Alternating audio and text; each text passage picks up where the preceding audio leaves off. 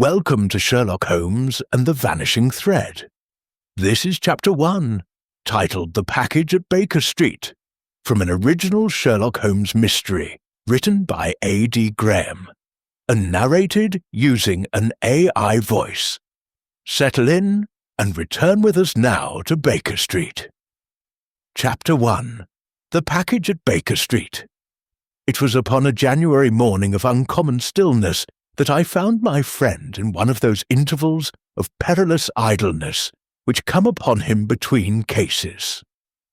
A pale, sour fog rolled in from the river, muffling hoofbeats and rendering the familiar facade of Baker Street spectral and remote. Holmes, long and grey as a shadow himself, lay stretched upon the sofa with the attitude of a man sunk deep in thought, a Persian slipper beside him, the blue reek of tobacco drifting upward in lazy spirals. "You perceive, Watson," he said at last, "that London has conspired to bore me to extinction." "I perceive," I returned, "that your ash is about to ignite the rug."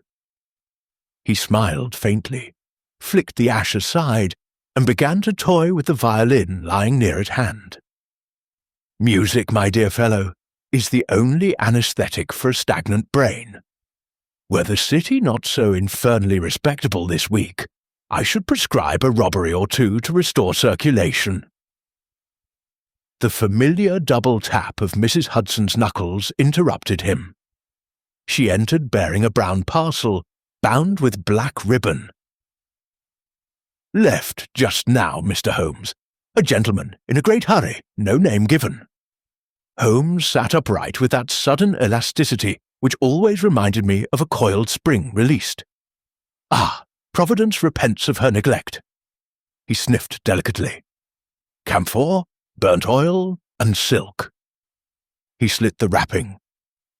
Within lay a ledger bound in sober grey cloth, the sort of unassuming volume that might contain the accounts of any tradesman.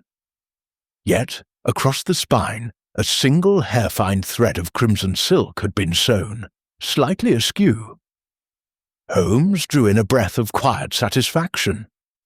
A flaw in craftsmanship is a confession in miniature, Watson. He opened the book. Names, dates, and sums filled the ruled pages in neat columns. One entry arrested his long forefinger. Lord Percival Ashcroft, 3 waistcoats, 1 evening coat. Special work. "The date is false," he murmured. "The ink is newly compounded.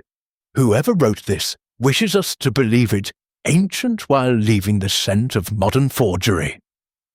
Before I could reply, a hesitant knock sounded below. Mrs. Hudson ushered in a lady whose cheeks were pale beneath her veil. "My name is Clara Vaughan," she began, then faltered. "The book you hold belonged to my sister's employer. My sister disappeared from his shop 10 years ago." Holmes inclined his head. "And you are not quite who you claim, Miss Vaughan?" Colour touched her face. "Clara Price," she whispered. "My sister was Eleanor Price." "Then," said Holmes gently, "tell us everything." And so, beside our fire, the first threads of the mystery were laid. You have just listened to Chapter 1 of Sherlock Holmes and the Vanishing Thread by A.D. Graham. If you enjoyed this chapter, please like, subscribe and join us for Chapter 2. Until then, the game continues.